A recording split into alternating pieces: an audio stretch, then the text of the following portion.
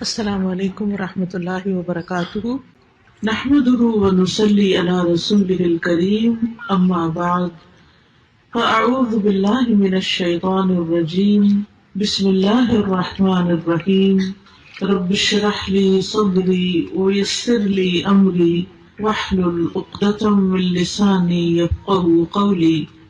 اللہ سبحانہ وتعالیٰ کا بہت زیادہ احسان اور شکر ہے ہم پر، جس نے ہمیں مسلمان بنایا اور ہمیں اس بات کی سمجھ دی کہ ہم اللہ کے بندے ہیں، انسانوں کے بندے نہیں۔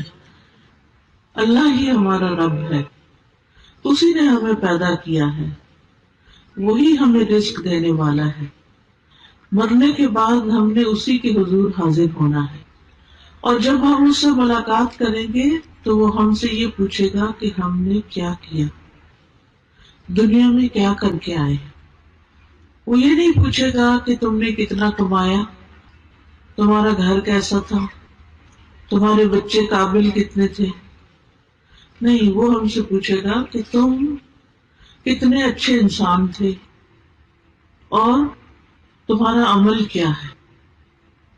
تو ہم سب کو بھی فکر اسی بات کی ہونی چاہیے کہ ہم اپنے اعمال کو درست کریں، اپنے کاموں کو اللہ کی مرضی کے مطابق کریں، اور جو بھی نیک عمل کریں اسی کی رضا کے لیے اور اسی کی خوشی کے لیے کریں۔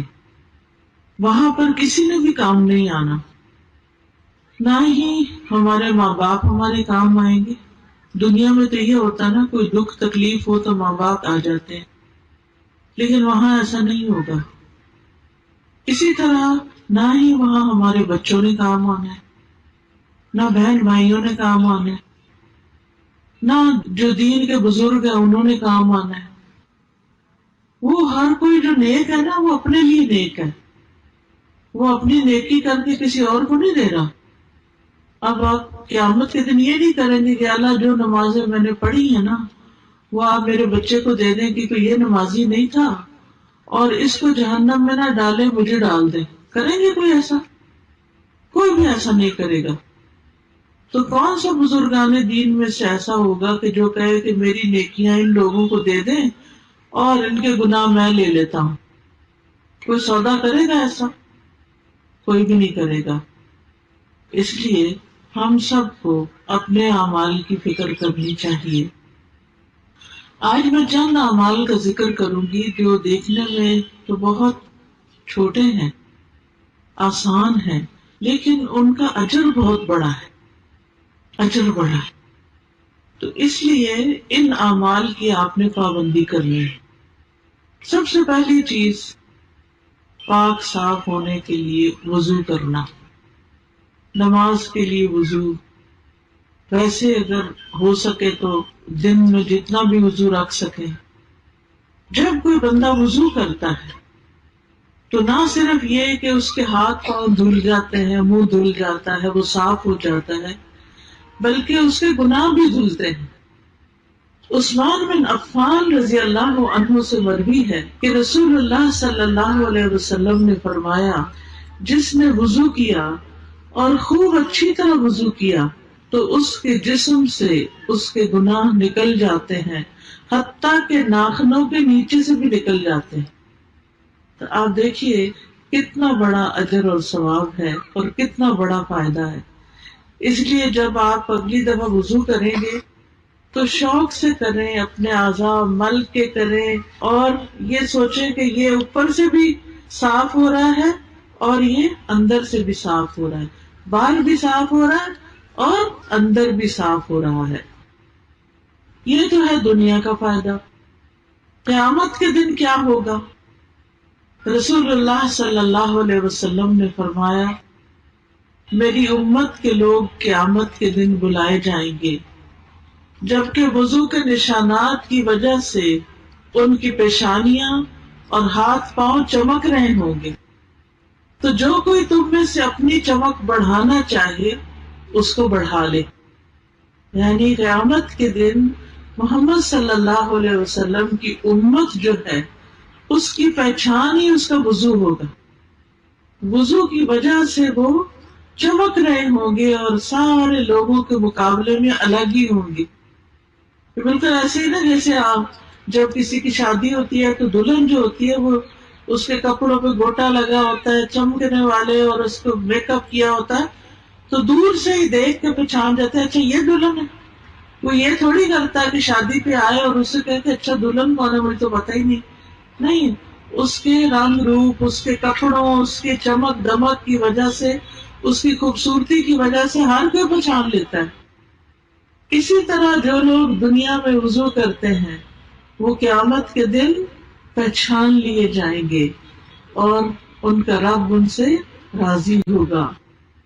پھر اسی طرح وضو کرنے کے بعد دعا پڑھنی چاہیے، اور وہ جو دعا ہے نبی صلی اللہ علیہ وسلم نے خود سکھا دی ہے. بہت ہی آسان دعا ہے. عقبہ بن عامر سے روایت ہے، وہ کہتے ہیں کہ ہمارے ذمے اونٹ چرانے کا کام تھا. ہم دیہاتی لوگ تھے، اونٹ چراتے تھے. میری باری آئی تو میں شام کے وقت ان کو چرا کر واپس لایا تو میں رسول اللہ صلی اللہ علیہ وسلم کو دیکھ رہا ہوں کہ آپ کھڑے ہو کر لوگوں کو کچھ بتا رہے ہیں. تو میں بھی سننے کے لیے کھڑا ہو گیا. مجھے آپ کی یہ بات سننے کو ملی کہ جو بھی مسلمان وضو کرتا ہے اور اچھی طرح وضو کرتا ہے پھر کھڑے ہو کر اپنے دل اور چہرے کی توجہ کے ساتھ 2 رکعت نماز پڑھتا ہے تو اس کے لیے جنت واجب ہو جاتی ہے. کوئی مشکل کام نہیں، کوئی مشکل نہیں. کہتے ہیں میں نے کہا کیا خوب بات ہے، یہ کتنی اچھی بات ہے جو آپ نے بتائی ہے.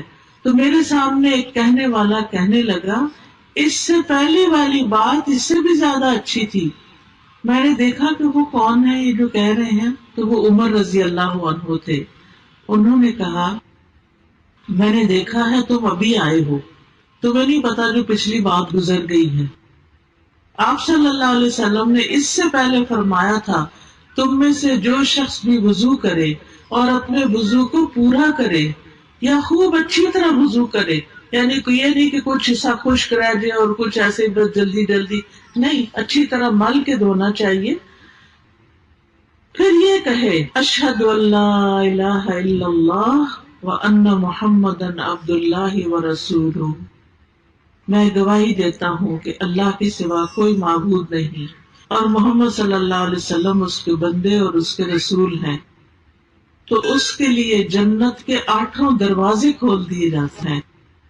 یعنی آپ سوچئے کہ یہ کوئی مشکل کام ہے، کچھ بھی مشکل نہیں. لیکن کتنے لوگ ہیں جو وضو میں سستی کر کے پھر نماز بھی نہیں پڑھتے. ہائے وضو کرنا پڑے گا، خاص طور پر سردیوں میں.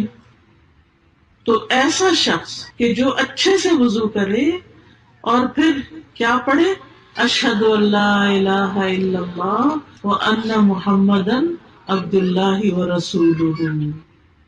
اسی طرح ایک اور دعا بھی ہے سبحانک اللہم ربنا وبحمدک اشہد ان لا الہ الا اللہ واشہد ان محمد رسول اللہ. تو اصل میں کلمہ شہادت پڑھنا ہے. سیدھی سی بات ہے، کیا پڑھنا ہے؟ کلمہ شہادت پڑھنا ہے. کب پڑھنا ہے؟ وضو کے بعد.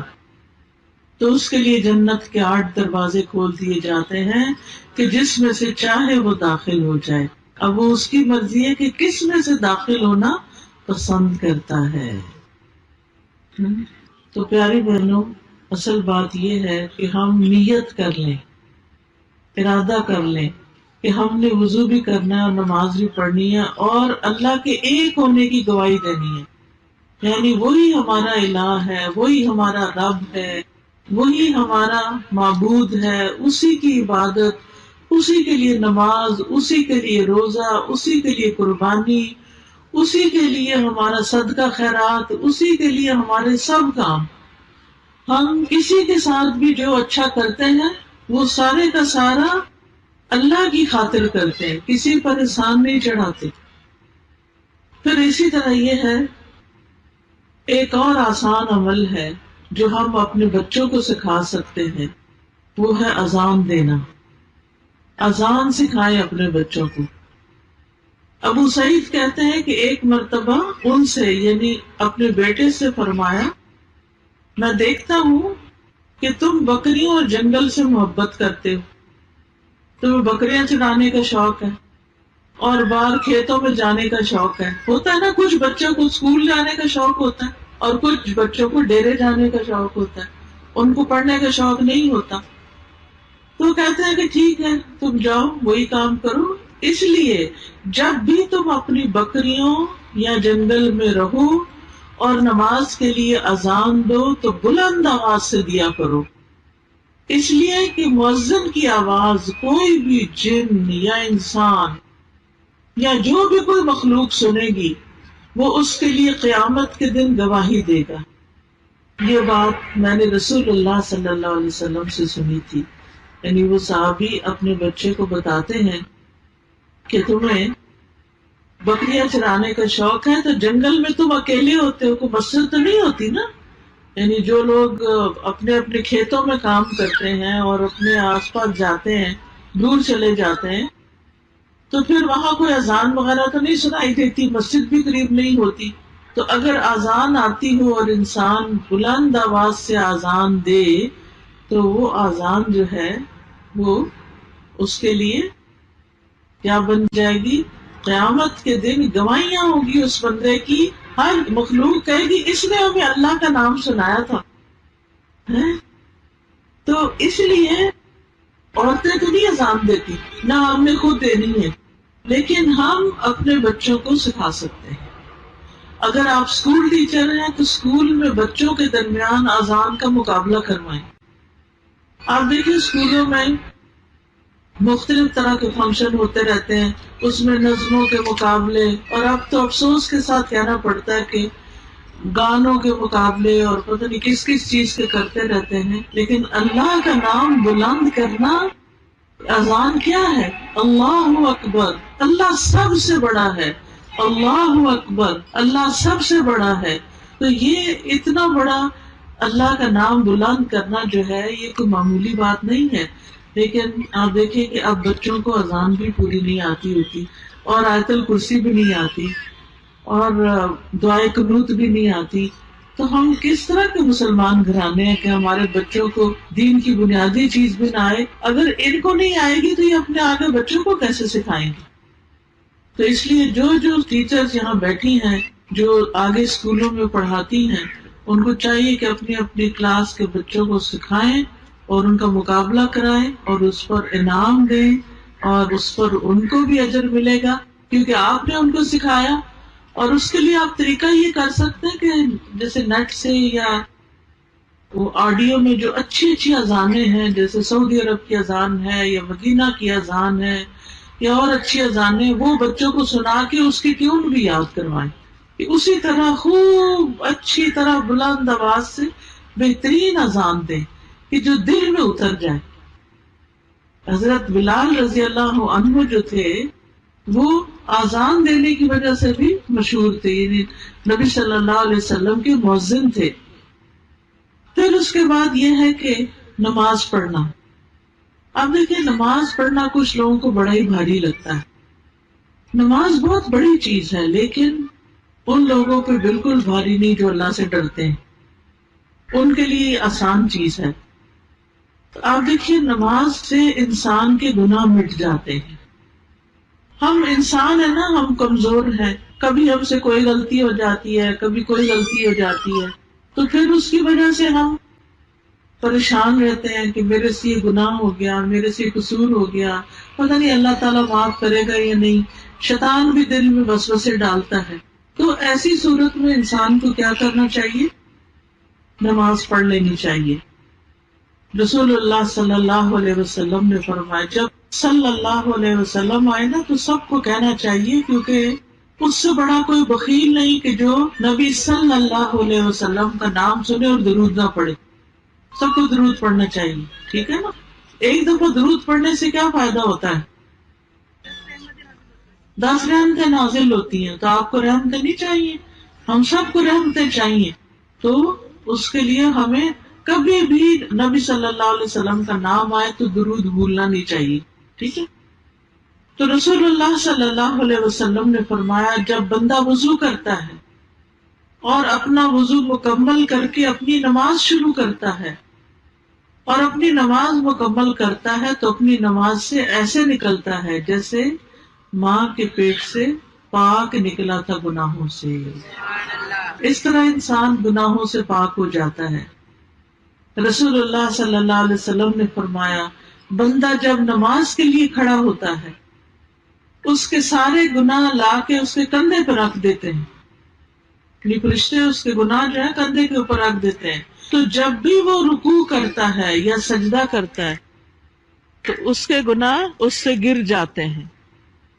ہر سجدے پہ انسان کا درجہ بلند ہوتا ہے, اونچا سے اونچا چلا جاتا ہے اور گناہ معاف ہوتے ہیں.